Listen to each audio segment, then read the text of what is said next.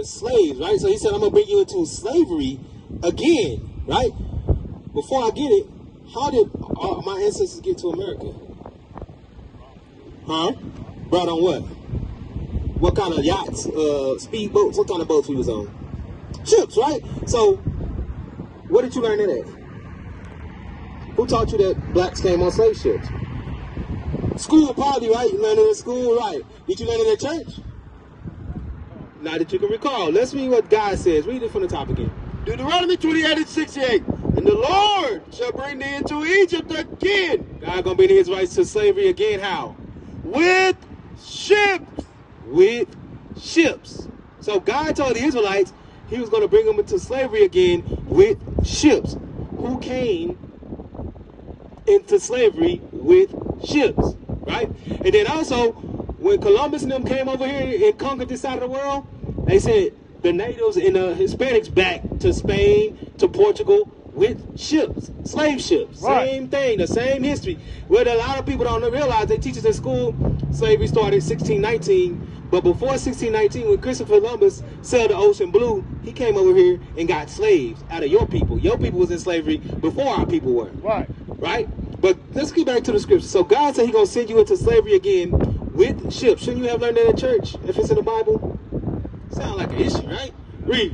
By the way, whereof I spake unto thee, thou shalt see it no more again. By the way, I spake to the Egypt over there, you ain't going to see that no more again. And you ain't going to see your homeland, right? So since they brought us over here on those slave ships, have we ever been back to our homeland? Because they tell we came from West Africa. We ain't even been there, right? But you remember God's talking to the Israelites, so the Israelites come from all the way over here in Jerusalem, right? Have we ever been back there as a people? No, right? Read.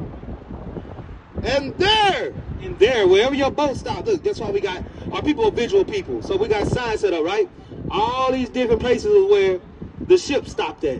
You know what I'm saying? So he said, and there, wherever your boat stopped at, ye shall be sold unto your enemies. Were we not sold unto our enemies? What happened when we got out them slave ships? Look, auction blocks.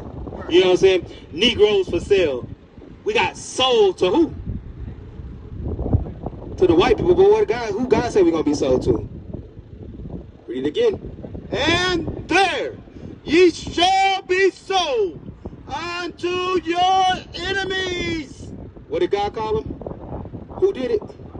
So what does God let us know? We got enemies. You know what I'm saying? A lot of our people want to hug and shake hands with them, but God told us, hey, that's the enemy, right? He said he's going to sell you into slavery for what? For bondmen and bondwomen, slave men and slave women. And no man shall buy you. No man shall save you or redeem you. That's what buy means in the Bible. You know what I'm saying? Nobody gonna come buy you out of this slavery. You're gonna be in this slavery forever, right? So are we still in the hands of our enemies right now? Yeah, right? So if God said this is things that's gonna happen to the Israelites, who all these things happen to? Us, right? So what does that make us? We the Israelites. This is our book. The kingdom of heaven is ours. Right. You know what I'm saying? God gave us. Let's show New Testament. Matthew 15:24. Because a lot of our people say, oh, that's Deuteronomy, that's Old Testament, right? And so you try to separate it and say like the New Testament says something different. Let's see what Jesus Christ, you believe in Jesus Christ, right? Let's see what he said. Read that. The book of Matthew, chapter 15, verse 24. Bring it out. And he answered and said, I am not sent, but unto the lost sheep of the house of Israel. So who did Jesus Christ come for? The lost sheep of the house of Israel. The same people God chose way back then. That's who Christ came to save. Why do we get into churches and they say it's for everybody? Where do we learn that at? You know what I'm saying? That's the things we got to start. We got to start reading for ourselves, right? One more thing before you go. Let's touch on one more.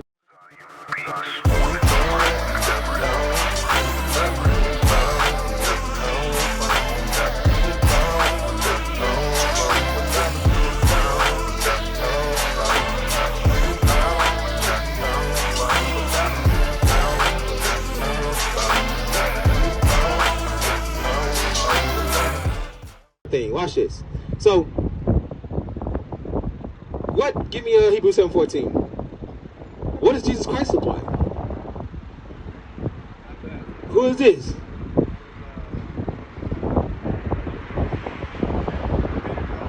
Right. Caesar Borgia, Leonardo da Vinci's lover. You know something, right? So, but who do they tell us that is? They tell us that's Jesus, right? But we just read where the Israelites is going to be the people that go into slavery. Did people that like that go into slavery on ships? No, right? Let's see. Give me your Revelation. Now let's see what Jesus looked like according to the Bible, right? And you may know it, but we're going to read it again because people need to hear this, right? I'll wait for you to get out the phone so I can hear. Watch this. This is 1 and 1. The book of Revelation, chapter 1, verse 1. The revelation of Jesus Christ. Revelation. What's the root word of revelation? What does revelation mean? Think about it. Reveal. This is the revealing of Jesus. This revealing the end times. But this is the revealing of Jesus Christ, right? Let's see what the Bible told us Jesus Christ looked like. Keep reading that verse. Finish 21. Which God gave unto him which God gave unto John, the Revelator, to show unto his servants things which must shortly come to pass. To show unto his servants. The servants of God are the Israelites. So he said, God gave these to John to record it for us. Because he knew we was going to lose our heritage. We was going to forget what Jesus looked like. So he said, okay, write this down. 14. Verse 14. His head and his hairs were white like wool. He said his head and his hairs were white like wool. Who on the earth today has woolly hair? African Americans, black people, right? Read. As white as snow. And his eyes was a flame of fire. He said his eyes was a flame of fire. What was Jesus Christ's first miracle? Maybe he turned water into wine at a wedding. Think he didn't drink a little bit? Christ drank a little bit. He didn't get drunk though. Right. So that's why it says his eyes was like fire. Read. Now we're supposed to get to the good part. Sorry. And his feet. Said in his feet, right? So if you was barefoot, if I saw your feet, I know what color you are, right? I could see the rest of your body. I know what color the rest of your body is, right? So he said Jesus Christ's feet like unto fine brass. Like unto fine brass. What color is brass? The metal brass.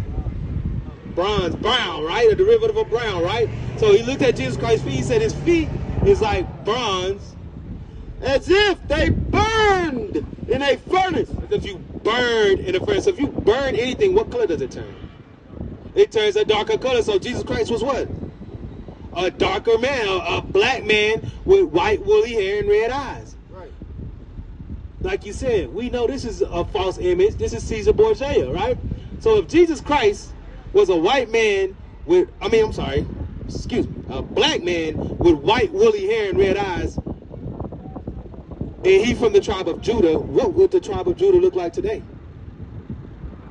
African American. So if Jesus Christ walked today, he'd be called an African American, right?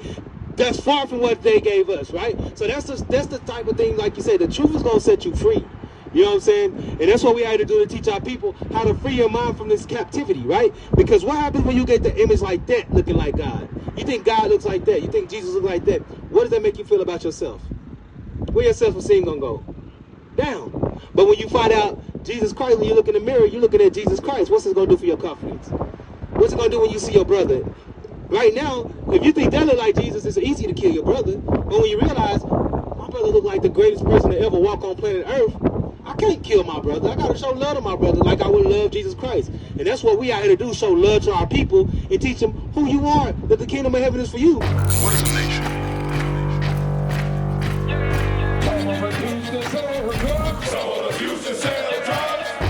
Nation is men leading by example.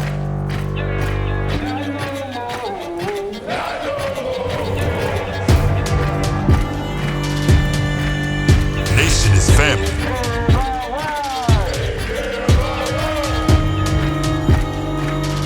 Nation is community. Nation is children with role models.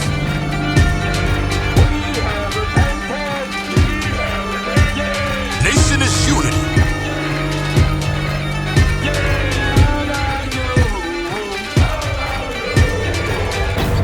Nation is you. And finally, my brethren, be strong in the Lord, His word.